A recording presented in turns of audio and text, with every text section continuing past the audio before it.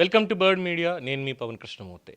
ఖచ్చితంగా ఈ టాపిక్ కొంతమందికి నచ్చనటువంటి వాళ్ళు చూడక్కర్లేదు, కోప్పడక్కర్లేదు, వెధవ కామెంట్లు చేయక్కర్లేదు.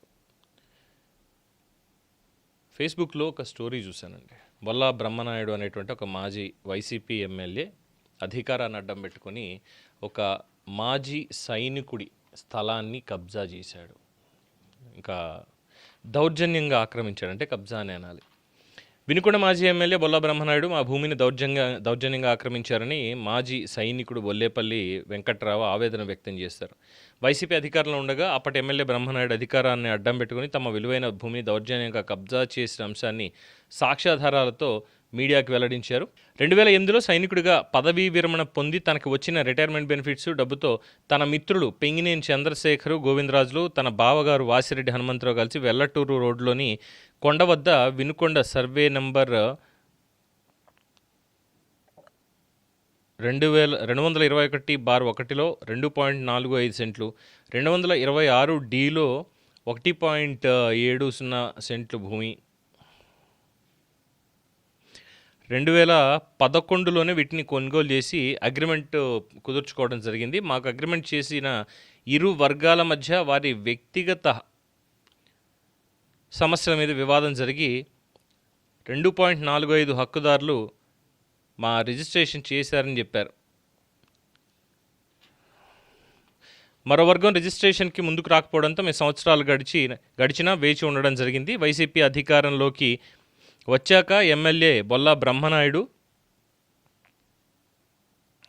వినుకొండ చుట్టుపక్కల భూ హక్కుదారులను బెదిరించి తక్కువ ధరకే సొంతం చేసుకుంటున్న రోజుల్లో అతనికన్నా మా భూమి మీద పడిందన్నారు. మాకు రిజిస్ట్రేషన్ చేయాలి ఉన్న ఒక వర్గం వారిని పిలిపించుకొని మాకు ముందుగా విక్రయ అగ్రిమెంట్ ఉన్నప్పటికీ బెదిరించి అక్రమంగా రిజిస్ట్రేషన్ చేయించుకొని మమ్మల్ని బెదిరించడం మొదలుపెట్టారు. రెవెన్యూ అధికారులకు పోలీసులను ఒత్తిడి చేసి మహిళలతో తమపై అక్రమ కేసులు బనాయించి పోలీస్ స్టేషన్కి పిలిపించి బ్రహ్మనాయుడు బెదిరించి దౌర్జన్యం చేశాడని వివరించారు. అధికార దుర్వినియోగానికి పాల్పడిన బ్రహ్మనాయుడు పోలీసుల అండదండలతో నాడు మా భూమిని ఆక్రమించడం కూడా జరిగింది అన్నారు. అక్రమంగా బొల్లా బ్రహ్మనాయుడు రిజిస్ట్రేషన్ చేయించుకున్న మా భూమిని బొల్లా రమేష్కు 8 కోట్లకు అమ్మి సొమ్ము చేసుకునే ప్రయత్నం కూడా జరిగిందన్నారు. మా వద్దన్న విక్రయ స్వాధీన దస్తావేజులు, విక్రయ అగ్రిమెంట్లు, లింక్ డాక్యుమెంట్లతో జిల్లా అధికారులకి ఫిర్యాదు కూడా చేయడం జరిగింది. బ్రహ్మనాయుడు ఒత్తిడికి లోనైనటువంటి అధికారులు తమకు ఎటువంటి న్యాయం చేయలేదంటూ వాపోయాడు. దేశ రక్షణకి బార్డర్లో సైనికుల ప్రాణాలు అడ్డం పెట్టి అక్రమంగా బొల్లా బ్రహ్మనాయుడు రిజిస్ట్రేషన్ చేయించుకున్న మా భూమిని బొల్లా రమేష్కు 8 కోట్లకు అమ్మి సొమ్ము చేసుకునే ప్రయత్నం కూడా జరిగిందన్నారు. మా వద్ద ఉన్న విక్రయ స్వాధీన దస్తావేజులు, విక్రయ అగ్రిమెంట్లు, లింక్ డాక్యుమెంట్లతో సహా జిల్లా అధికారులకు ఫిర్యాదు కూడా చేయడం జరిగింది. బ్రహ్మనాయుడు ఒత్తిడికి లోనైనటువంటి అధికారులు తమకు ఎటువంటి న్యాయం చేయలేదంటూ వాపోయాడు. దేశ రక్షణకి బార్డర్లో ప్రాణాలను పణంగా పెట్టి పోరాడిన మాలాంటి సైనికుల ఆస్తులకు రక్షణ లేకుండా పోయిందని అధికారులకు ఫిర్యాదు చేసినా పట్టించుకోలేదని ఆవేదన వ్యక్తం చేశారు. తన జీవితాన్ని దేశానికి అంకితం చేసి పదవీ విరమణ అనంతరం తనకు వచ్చిన బెనిఫిట్స్తో ఆస్తిని కొనుగోలు చేసుకుంటే బ్రహ్మనాయుడు దౌర్జన్యంగా ఆక్రమించి తమకి అన్యాయం చేశాడని మాజీ సైనికుడు వెంకట్రావు వాపోయారు. మా వద్ద ఉన్న డాక్యుమెంట్లు ఆధారంగా విచారణలో చేపట్టి సాక్ష్యాధారాలను పరిశీలించి మాకు సర్వహక్కులు కల్పించి మా భూమిని అప్పగించవలసిందిగా ప్రభుత్వాన్ని కోరుతున్నట్టుగా తెలిపారు. మా భూమిని దౌర్జన్యంగా ఆక్రమించి అక్రమంగా రిజిస్ట్రేషన్ చేయించుకున్న బొల్లా బ్రహ్మనాయుడిపై చట్టపరమైనటువంటి చర్యలు తీసుకోవాలని వారు కోరారు. అదనమాట సంగతి. వాళ్ళేమో అక్కడ బార్డర్లోకి వెళ్ళి ప్రాణాలు కోల్పోయి వస్తారు. ఉంటాయో లేదో తెలియదు. వాళ్ళు బార్డర్కి వెళ్తున్నారు అంటేనే ఇంకా ప్రాణం వదిలేసుకోవాల్సిందే. ఏ యుద్ధం వస్తుందో, మళ్ళీ ఏ టెర్రరిస్ట్ వస్తాడో, ఏ పాకిస్తాన్ వాడో, ఆఫ్ఘనిస్తాన్ వాడో, లేదంటే బంగ్లాదేశ్ వాడు కాల్చి చంపుతాడు, చైనా వాడు చంపుతాడు. ఇంత భయంలోనూ కూడా మనం ప్రశాంతంగా ఇక్కడ నిద్రపోతున్నాం అంటే వాళ్లే కారణం. అక్కడ సరిహద్దుల్ని కాపలా కాస్తున్నారు కాబట్టి. కానీ లోపలే ఉన్నటువంటి వ్యధవాలు చేసేటువంటి పని ఇది వినుకొండలో ఉన్నటువంటి పరిస్థితి.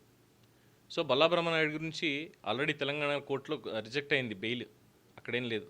ఇప్పుడు ఖచ్చితంగా రేపు వెళ్ళి లొంగిపోవాల్సిందే. అదైతే ఇక్కడ వచ్చినటువంటిది. అయితే ఇక్కడ నా పాయింట్ ఏంటంటే వీళ్ళకి వద్దండి, వీళ్ళని అసలు వద్దు. వీళ్ళకున్న ఆస్తులన్నీ కూడా ముందే తీసేసుకుని సైన్యానికి పంపించేద్దాం. వాళ్ళ కొట్టే టార్గెట్ ఏంటంటే మీరు చచ్చిపోండి సార్ పర్లేదు అని చెప్దాం. న్యాయం చేయొద్దు వాళ్ళకి. ఎందుకంటే ఇది ఆల్మోస్ట్ 3వ 4వ ఘటన నేను అడ్రస్ చేయడం. ఇంకొక సైనికాధికారిగా పనిచేసినటువంటి లెఫ్టినెంట్ కల్నల్ కె వెంకటేశ్వరరావు గారు, ఆయన కూడా కోనేరు వెంకటేశ్వరరావు గారు, ఆయనది కూడా ఇందులో ట్విస్ట్ ఏంటంటే కుటుంబ సభ్యులే. ఈయనకు సంబంధించి అసలు ఎటువంటి ప్రమేయం లేకుండా దొంగ సంతకాలు పెట్టి చేసుకొని ఆస్తులు రాయించేసుకొని చేసినటువంటి వ్యవహారం. ఏం చెప్పాలి? తనకి ఆల్రెడీ ఆయన పీజీఆర్ఎస్కి వెళ్ళారు, మంత్రి అచ్చెన్నాయుడు గారికి రిక్వెస్ట్ ఇది కూడా ఇచ్చారు. తర్వాత కలెక్టర్ ఫోన్ చేసి అంటున్నారట ఇది సివిల్ అండి, సివిల్లో మీరు కోర్టులో తెలుసుకోవాలి అన్నటువంటి మాట ఎక్కడ చెప్పారు అని చెప్పి కూడా ఆయనతో మాట్లాడినప్పుడు తెలిసిందే. ఇలా ఇన్ని ఉన్నాయండి. సైనికులకి ఎందుకు ఇవ్వడం? మనం దేశం కోసం వాళ్ళు కష్టపడ్డారనే కదా. అది ఎకరమో అరెకరమో ఏదో ఒకటి వాళ్ళకి ఇస్తాం, లేదు వాళ్ళే కొనుక్కుంటారు, వాళ్ళ జీతంతో వాళ్ళే కొనుక్కుంటారు. దాని మీద కూడా కబ్జా చేయడానికి వీళ్ళకి మనసు ఎలా వచ్చింది? అస్సలు అవసరం లేదు ఇలాంటి వాళ్ళు. దేశానికి ఇలాంటి ముసలి సైనికులు అవసరం లేదనుకుంటున్నారు కదా. పోనీ అదే అవసరం అదే లేదు అనుకుంటే చెప్పేసేయండి, గవర్నమెంట్ కంప్లీట్గా చెప్పేసేయండి, ఇలాంటి వాళ్ళ ప్రాణాలు మాకు అవసరం లేదు, మేము పెద్ద న్యాయం చేసేది కూడా లేదు అని చెప్పేసేయండి. ఆయన ఇప్పుడు 3 సార్లు తిరిగేట పాపం. ఆయనకి 2 మోకాళ్ళకి సర్జరీ అయింది, ఓన్లీ స్టిక్స్ పెట్టుకుని మాత్రం ఆయన నడుస్తాడు. అలాంటి వ్యక్తిని కూడా అవమానించడం అంటే ఏం చెప్పాలి? ఇలా కబ్జాలు చేసి అండ్ ప్రభుత్వం న్యాయం చేయకుండా ఎన్నిసార్లు అని మొత్తుకోవాలి? వీళ్ళకి ఇలా జరుగుతోందండి అని చెప్పినా కూడా చర్యలు లేవు అంటే ఏం మాట్లాడాలి? దీని మీద మీ అభిప్రాయం తెలియచేయండి. చూస్తూనే ఉండండి ది బర్డ్ మీడియా. ఈ వీడియో మీకు నచ్చినట్లయితే లైక్ చేయండి, షేర్ చేయండి, సబ్స్క్రైబ్ చేయండి. మరిన్ని అప్డేట్ల కోసం మా వాట్సాప్ ఛానల్ను ఫాలో చేయండి.